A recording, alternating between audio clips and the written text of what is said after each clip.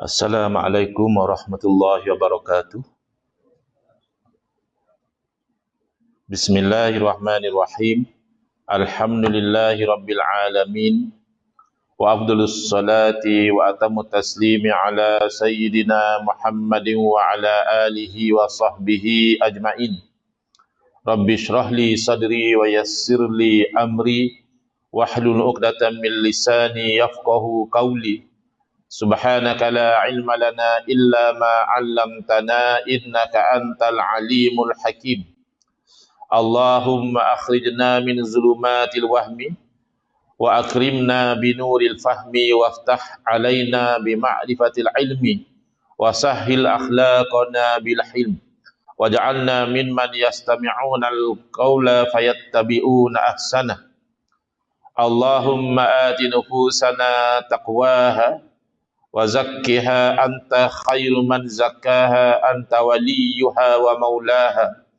Allahumma arinal haqqa haqqan warzuqna ittiba'ah wa arinal batila batilan warzuqna ijtinabah.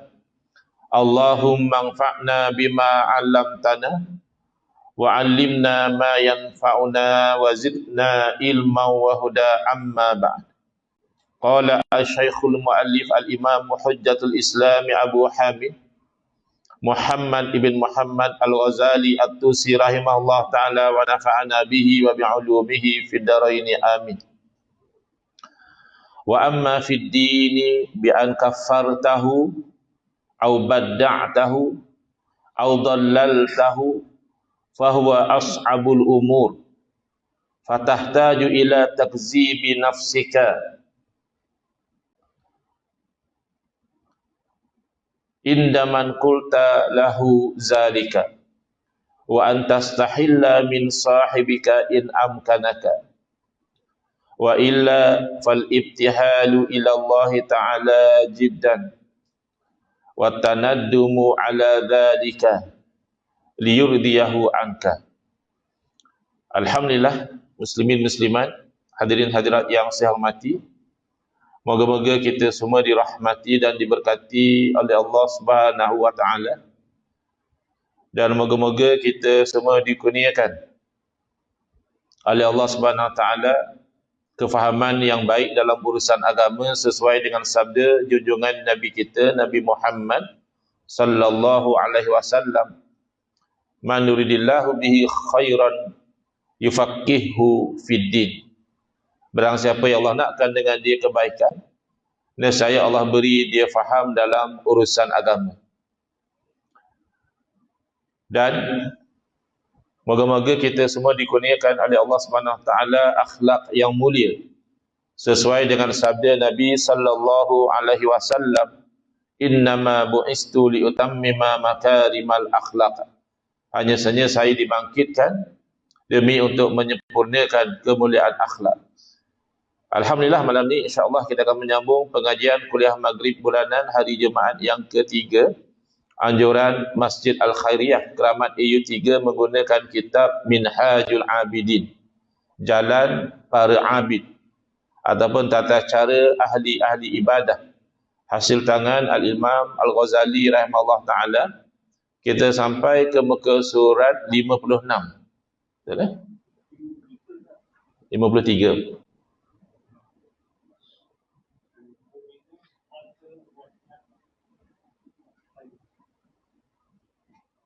Dah yang 53 dah. Betul? Tak, saya tadi 56. Ya?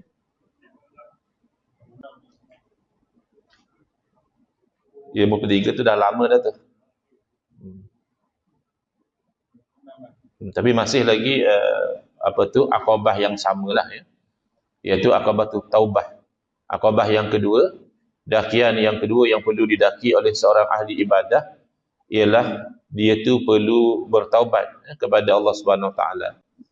Jadi dalam kuliah-kuliah yang lalu telah diterangkan oleh Imam Ghazali rahimahullah taala bagaimana bertaubat daripada dosa kepada Allah Subhanahu Wa Taala.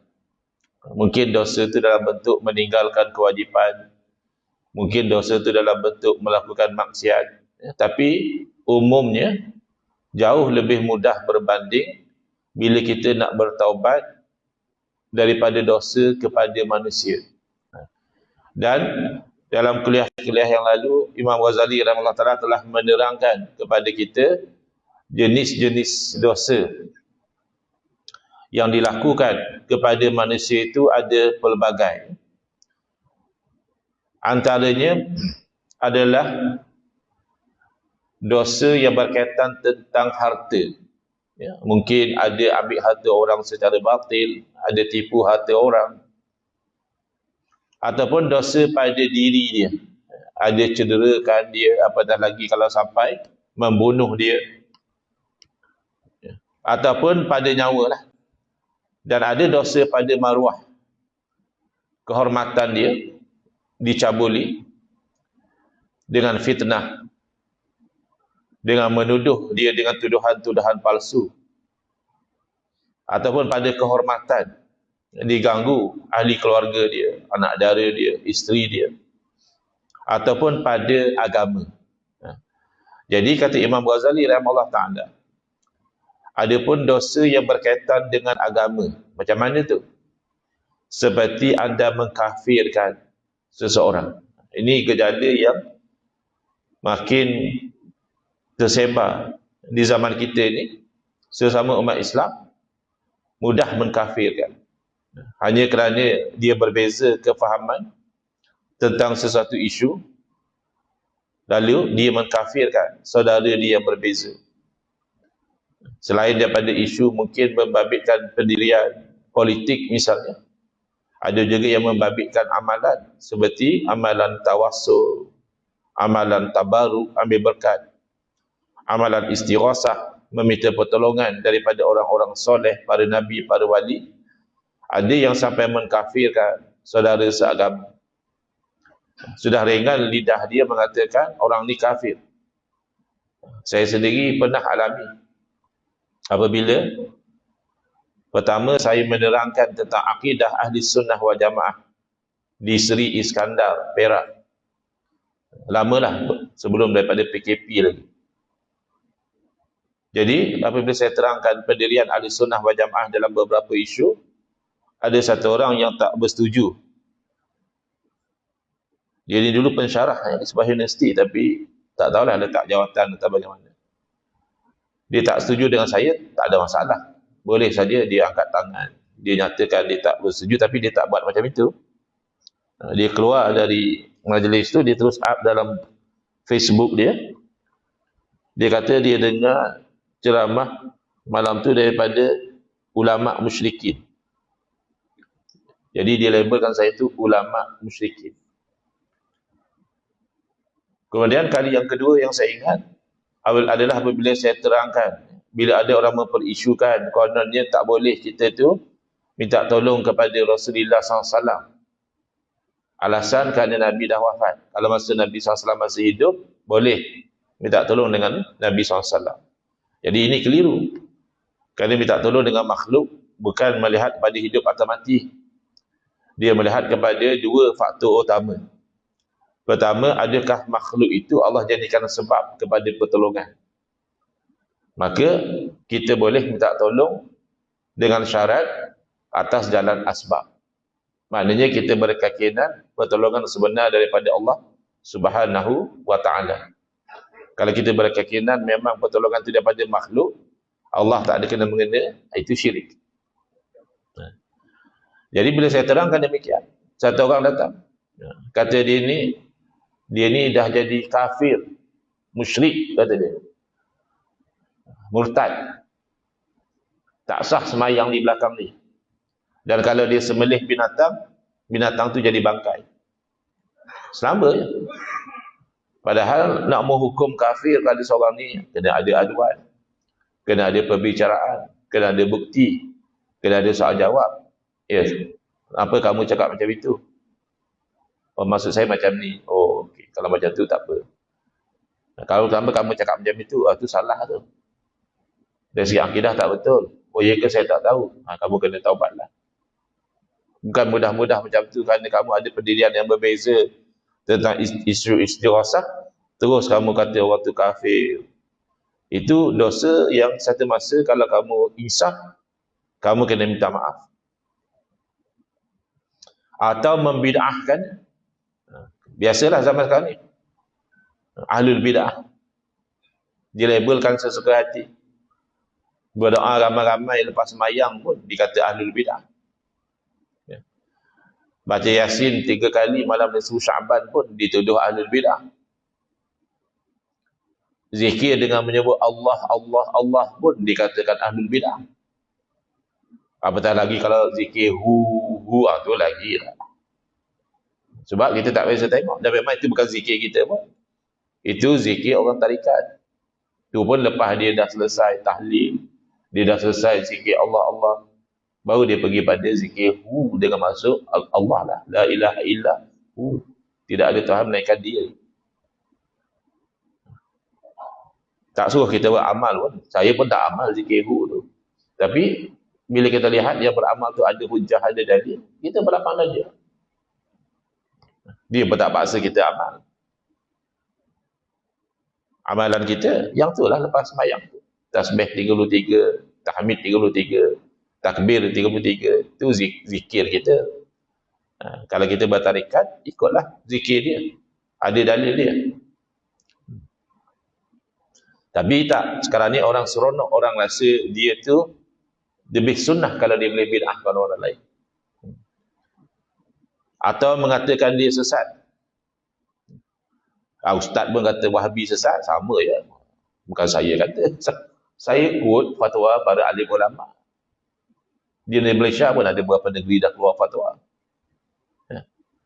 Bila kita debat itu hari di polis, kita berpendirian fahaman Wahabi tersesat, kita bawa dalil dan hujah. Kamu tak boleh bantah pun dalil kita. Kamu hanya main isu, oh ustaz aku tak baca buku tentang Ibn Tumat. Ibn Tumat bukan isu yang kita bincangkan. Ini ceritanya tak ada satu alasan yang kukuh, tak ada satu bukti yang jelas, tapi kita itu ikut hawa nafsu. Kau ni sesat kata dia. Orang Nogori kata sosek. Ya, sosek. Maka ini merupakan masalah dosa yang paling sukar hendak diselesaikan. Satu, dosa dengan manusia itu pun dah sukar berbanding dosa dengan Allah. Dalam dosa dengan manusia itu, dosa pada harta, dosa pada diri, dosa pada maruah, dosa pada kehormatan. Yang ini yang paling sukar sekali. Jadi, penterjemah kitab ayahanda saya, Al-Fadhil Ustaz Haji Iko Ali bin Kundud Hafizahullah Ta'ala, beliau ambil inisiatif buat nota kaki yang panjang tentang isu ni. Nota kaki nombor 9 tu.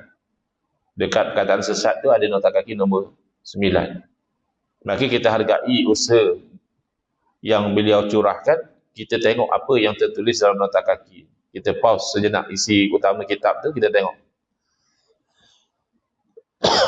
Tulis beliau dalam nota kaki. Kecil lah sikit. Ya. Kalau saya tak apa, saya pakai iPad. Jadi saya boleh zoom in, ya, jadi besar. Perbuatan mengkafirkan sesama Islam dia panggil takfir. Kafara yukaffiru, takfir. Takfir ni makna mengkafirkan. Takfiri makna sikap mudah mengkafirkan. Adalah satu perbuatan yang amat berbahaya dari segi akidah. Satu. Sebab tak kena gaya patah balik pada yang menuduh. Sebab itu kita kena hati-hati. Paling-paling kita kata dia silap. Dia tak betul, okey lagi. Tapi kalau sampai kita kata dia kafir, tengok tuduhan tu tak benar dengan yang hakiki, maka berbalik tuduhan itu kepada yang menuduh. Rosaklah akidah. Dan merosakkan hubungan kemesraan serta keharmonian pergaulan masyarakat Islam. Yalah. Dan dia kata kita kafir. Ya, apa nak mesra lagi lepas tu? Kalau dia kata kita bodoh pun kita rasa hati. Ya, ini dia kata kita kafir. Mana kita ni kalau mati tak payahlah disemayangkan. Tak payahlah diuruskan macam jenazah orang Islam. Tanam gitu je lah. Tak payah didoakan. Dah kafir. Jadi akhirnya membawa kepada pergaduhan sesama sendiri. Oleh kerana itu, Islam amat menegah perbuatan takfir. Lihat saya dua ni ada pula nak bawa Persepsi kononnya Asy'ariyah ni mudah mengkafirkan. Ini mainan persepsi. Pendirian utama Asy'ariyah adalah kita tidak mengkafirkan ahli kiblat. Maknanya orang yang dia semayang menghadap kiblat, zahirnya dia orang Islam, semata-mata kerana dia tu buat dosa minum arak, berjudi ya, dan sebagainya, bahkan buat perbuatan-perbuatan yang bid'ah, kita tidak sampai mengkafirkan. Kecuali jelas perkara itu mengeluarkan dia dari Islam. Seumpama golongan Syiah, kita tak kata dia kafir. Ahlul bid'ah confirm, Syiah ahlul bid'ah. Tapi memang Syiah orang Islam ke? Tengoklah, kalau Syiah yang biasa-biasa masih orang Islam, tapi dia ahlul bid'ah.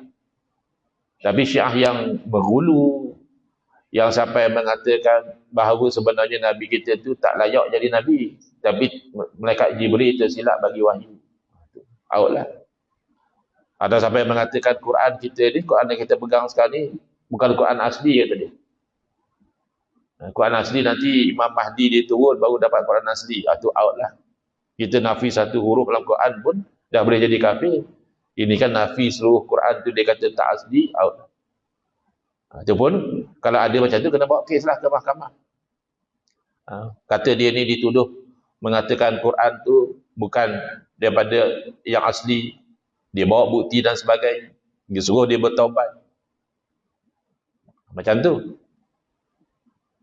Jadi ini satu persepsi, mungkin antara lain nak gagalkan RUU, Mufti Wilayah Haluan Persekutuan, yang mentakrif ahli sunnah wal jamaah dari segi akidah Asy'ariyah Maturidiyah. Jadi ada usaha-usaha giat nak memburuk-burukkan Asy'ariyah. Tak, Asy'ariyah menolak takfir. Bahkan ahlul bid'ah yang kuat dilawan oleh Asy'ariyah satu masa dahulu, Mu'tazilah pun tak dikafirkan. Sesat, ya sesat lah. Tak ikut ajaran sebenar tu, sesat lah. Habis kalau sesat, tak bolehlah kita semayang, tak sahlah kita semayang. Saya kata Wahhabi sesat. Ada tak pergi ke Mekah tu, semayang dengan Imam Wahhabi, boleh pula. Dua masalah kat situ. Masalah yang pertama, kamu cakap jangan mudah labelkan orang Wahhabi. Apa kamu confirm ke Imam Mekah tu Wahhabi? Kenal ke dia? Nak sembang dengan dia? Pernah tanya dia akidah dia macam mana? Tak pernah. Saya lah tuduh dia Wahhabi. Habis dia Imam Mekah? Tak mestinya Imam Mekah confirm Wahhabi. Cuma sangkaan kita, sangkaan tidak menjadi satu alasan. Itu satu. Yang kedua, kalau memang confirm dia Wahhabi, memang kita kenal kawan kita Imam Mekah tu duduk sembang lalu, memang confirm dia Wahhabi, ahlul bid'ah, makruh ya, bukan tak sah. Pun sebelah ulama kata mengambil kira fadilat sembahyang di Masjidil Haram, mengambil kira fadilat sembahyang di Masjid Nabawi, maka yang makruh tu dah balance lah balik dengan fadilat tadi. Masjidil Haram macam 100,000 sembahyang tempat lain. Masjid Nabawi macam 1,000 banding sembahyang tempat lain. Dan selama ni pun memang kita sembahyang pergi berjamaah dengan imam Masjidil Haram, Masjid Nabawi lah. Tak ada lah kita kata tak sah ke kafir ke. Ini persepsi.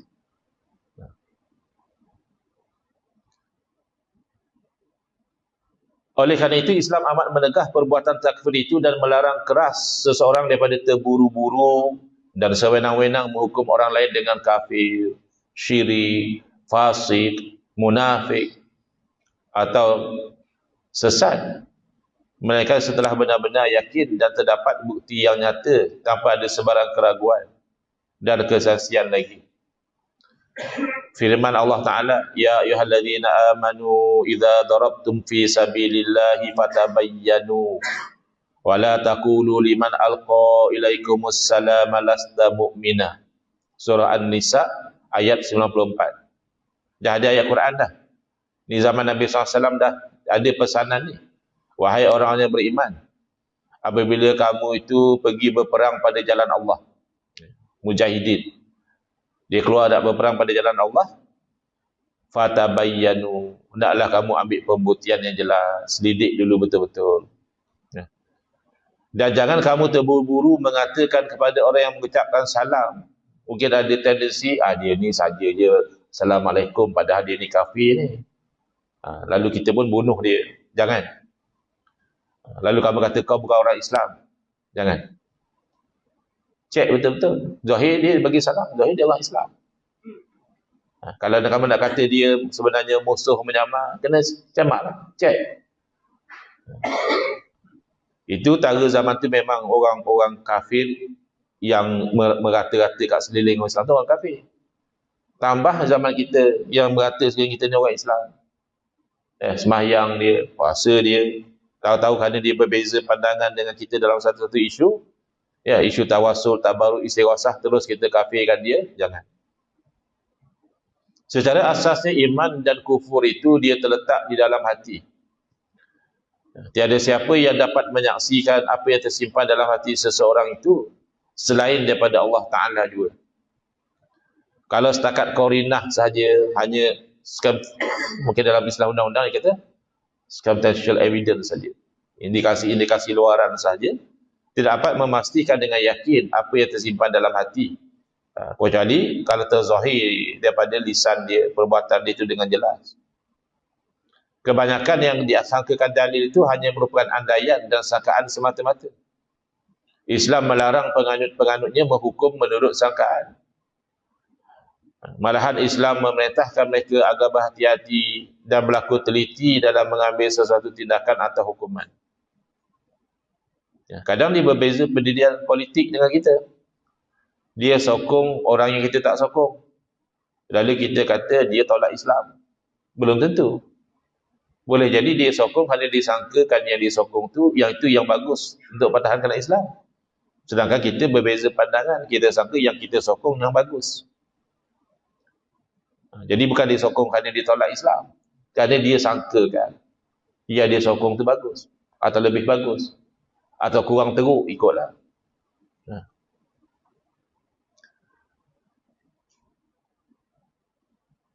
Malahan Islam memerintahkan umat Islam agar berhati-hati dan berlaku teliti dalam mengambil sesuatu tindakan atau hukuman. Jangan gopoh.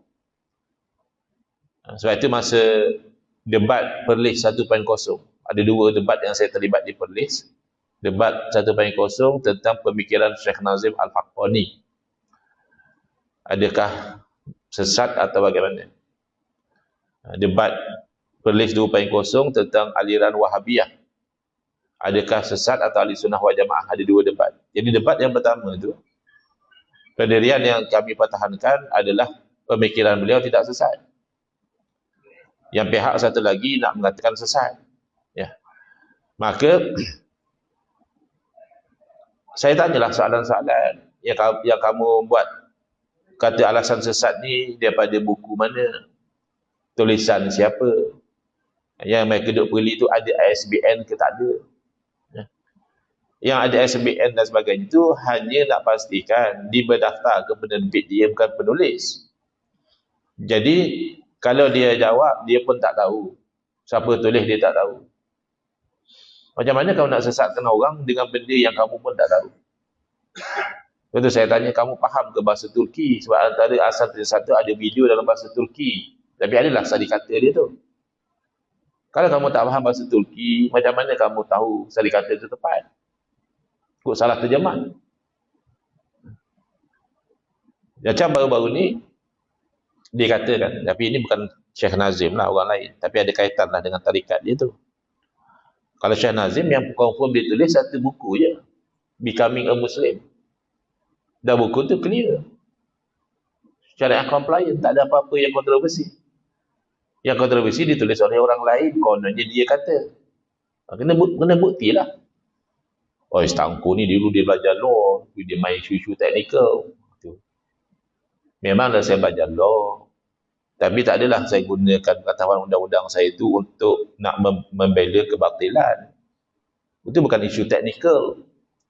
Isu teknikal ni macam contohnya dalam undang-undang, permohonan hendaklah difailkan dalam tempoh 14 hari.